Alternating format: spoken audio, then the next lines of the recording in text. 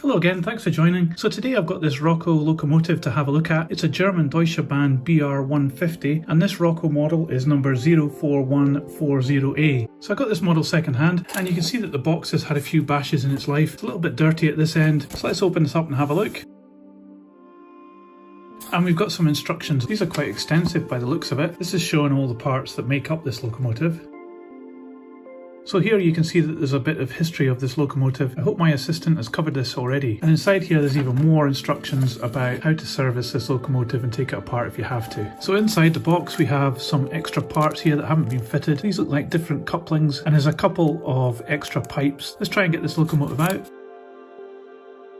So I can see straight away that this model is in very good condition. I'm thinking it's quite an old model, but this one wouldn't show that. It's very clean and it doesn't seem to have any damage so far. So let's have a look at this end first. It's got some very convincing lights here. I'm not quite sure if they work or not. These corner pieces on both ends of the locomotive has an effect of some checker plate. Very nice additional extra. The couplings look as though they're in NEM pockets, which is nice, and they're also cantilevered to help this get round corners and stay coupled up. Down the side at the number one end, you can see some transfers here. AEG is written here and some other lettering which I can't read, it's far too small. And you've got the Deutsche Bahn logo and the number 150100-6. And there's other transfers down this side as well, showing the load weight and things like that. And you can also see through the glazing here into the inside. It's got a representation of some compartments inside this locomotive. You'll also see on the ends here that it has a separately fitted railing going around the front of the locomotive. At this end on the roof you have a couple of aerials and then the pantograph. And there's quite a lot of things to look at up here. There's grills, parts of the electric circuit, a couple of hatches and the other pantograph. So the pantographs move up and down on these springs very smoothly. They're made of metal and they're very delicate with these very thin pieces here. That could be problematic if it takes a bash, but it does look really good, and the finish in red is very good as well on these. It has a silver skid on the top. The glazing is really well done. It's got this silver surround and it has the windscreen wipers picked out in silver as well, and that also follows through on the side windows that have the silver surround. It's quite a convincing representation of the grills here as well on the side of the model. So the bogies are very extensive. They've got an overhang at the front and the back. Not much detail in between, there's not much space left anyway, but it does have this extra plastic part here. I'm not quite sure what that is representing. If you know, put it in the comments please. The wheels are in very good condition as well. It doesn't look as though this has been run that much, or if it has, it's been very well cared for. You'll see that these wheels in the middle of the bogie have traction tyres on them, and the outermost wheels are also driven, but the inner wheels are just free moving. So this is a great looking model and it has a lot of detail on it, so I'm hoping it's going to run really good as well. So let's set up a test track and see how it goes. So my ancient H&M Duet controller has been pushed into action again. This is just a DC model that runs on analog, so this controller should be fine. Let's get it wired up.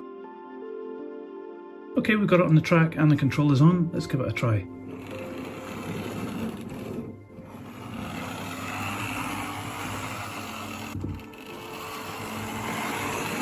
So there's no surprises then, it worked fantastically well, that's really good news. So let's have a look at this in more detail. So I've just had a look in the instructions. So if you can see from underneath through the bogie, there's a little black screw that you can see there, and you can turn this left or right and that would change the locomotive to be either two rail or overhead pickup. So I didn't know it had that when I bought this. That's a real cool extra that this locomotive has got. In order to get this locomotive apart, there is a screw that I need to find. So if I move this one, you can see there's a screw that comes into sight, and we need to take that screw out in order to get this locomotive apart.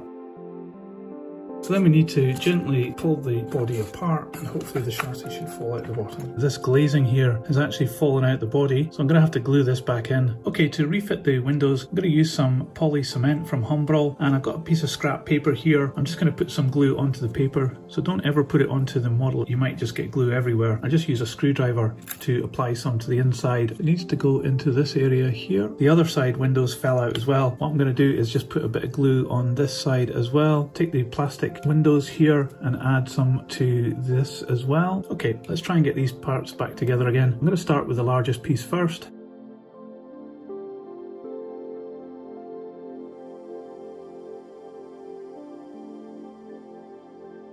Okay, I'm just going to let those dry for a little while before putting it back together. So also here inside the locomotive shell, you can see that there is a wire connecting the two pantographs together. So this allows power to be picked up from either pantograph, so you can run them with both up or just one up, which is quite interesting. So looking down this end first, you can see that this has some lights on it. I didn't actually see them working, but then I suppose it is daylight and I do have the light on for this video. So in the middle of the chassis, there's a very large weight over the top of the motor, and it's held on with two screws, one at this end and one at the other end. So I'm going to take that off and have a look.